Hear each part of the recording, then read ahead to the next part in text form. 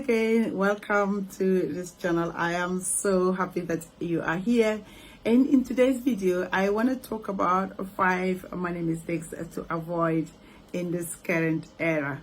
If we haven't met before, my name is Beatrice Yakubu. I'm the founder of Simply Family Business. I am also the founder of Win With Money podcast. I am the author of these 2 books, which is Win the Money Game with Your Child and also Win the Money Online as you start a business. And this is what we are going to do to get you to understand our 5 money mistakes to avoid, because my aim is to help you to understand how to become financially independent. And indeed, there are steps or ways that can be possible. But of course, if you have if you are doing things that are likely to sabotage that prospects of you getting there, indeed we need to be having a conversation about that. So let's get started with the 5 money mistakes to avoid. Number 1 is not having a financial plan. In fact, before I go, if you haven't subscribed before, I will implore you to do that. Subscribe to my channel and indeed share the video, because that helps with the channel growing as well, and other more people like yourself getting this information. So back to the video and back to the points that I want to share with you with regards to this conversation. Number 1 is not having a financial plan. Now, there is a saying that people don't plan to fail, but they fail to plan. And why is that important? I remember some years ago when I used to do financial planning for a company that I work with. We used to go into people's homes to help them to understand the importance of financial planning. Now, if you don't have a financial plan, number 1, you are not even thinking about how much money is coming into your bank account every month and how much money is going out. And indeed, where are you going as far as your money journey is concerned? You need to have all these in black and white or written down, so that it becomes your map, so that will guide you to the destination. Just as an analogy, so for example, I live in London. If I want to go to Birmingham, for example, if I have a sat nav that I put the postcode of where I'm going into, guess what? I am going to arrive there, regardless of what is going on the road, regardless of whether there are stops on the road, or whether there are roadworks, or whether there are even accidents, because the sat nav will guide me through into if part of this road is blocked, it will send me to a different one and help me to get to my destination. It's the same for your financial planning journey, because if you have a map, you are able to navigate smoothly. So it is important that you think about having a financial plan. Now, you don't need to go to any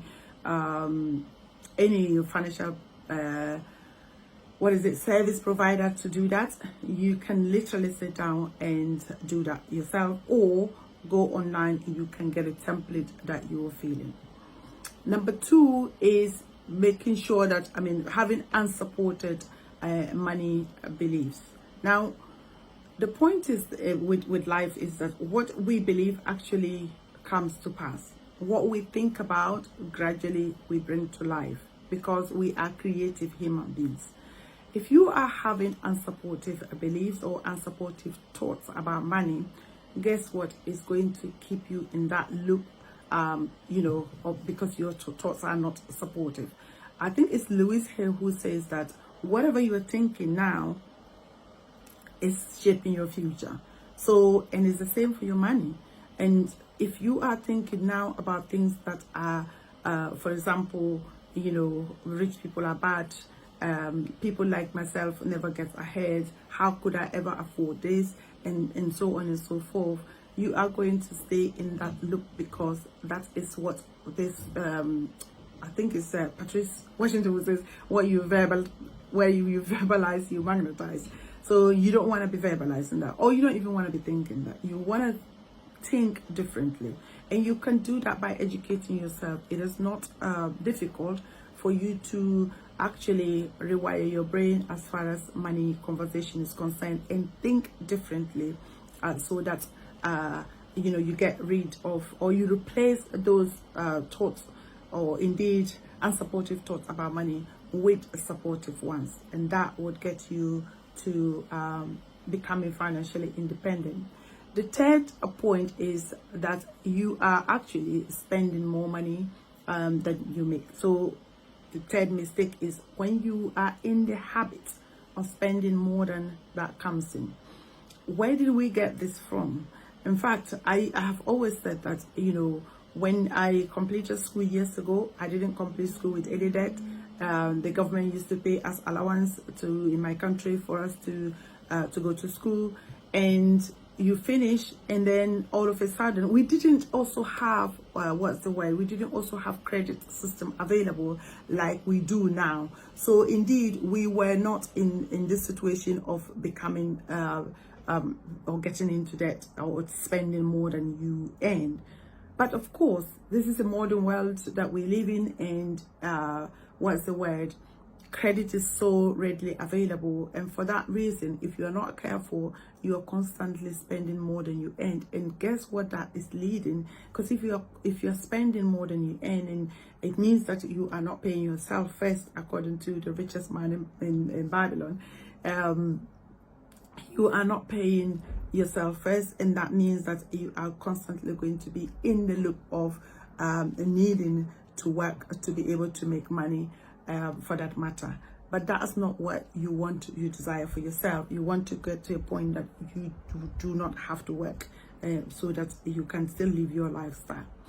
And the last, or the fourth point, is actually buying more liabilities for your life. I use the iPhone analogy as an example. Tony Robbins says that if you have an iPhone and you don't have stocks with Apple, you are doing yourself a disservice.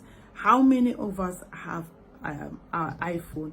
And I always even think, in fact, if you think about how even Apple makes money, just the storage alone. So when your storage runs out and they tell you to pay 99p for a month, every month, for them to keep your storage, I've always computed that in my mind.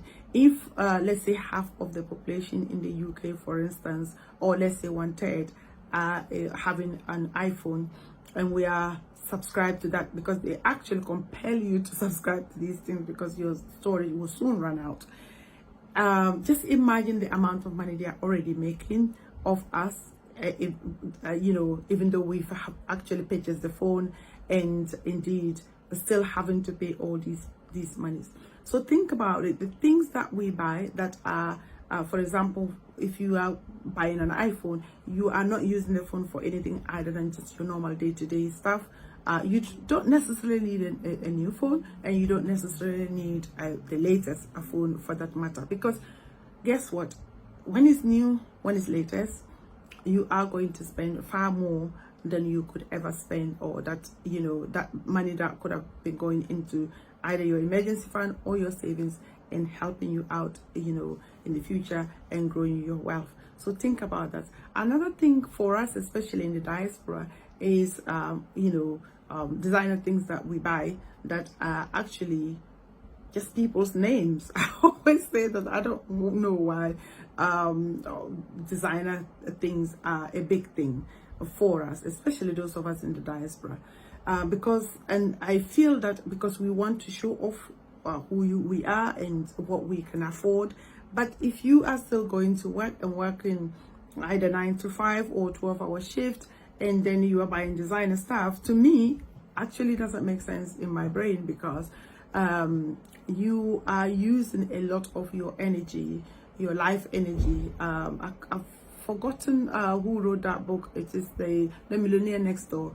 He talks about using your life energy to exchange for the things that and then you carry on doing the same thing all the time. So think about it. If you are going to buy something which is expensive, and perhaps which is going to be, even if it's going to be, you're going to be paying it monthly, think about it. How is it going to impact on your ability to have time to rest, for example, your ability to be able to afford it month in, month out, so that you don't get stressed about it.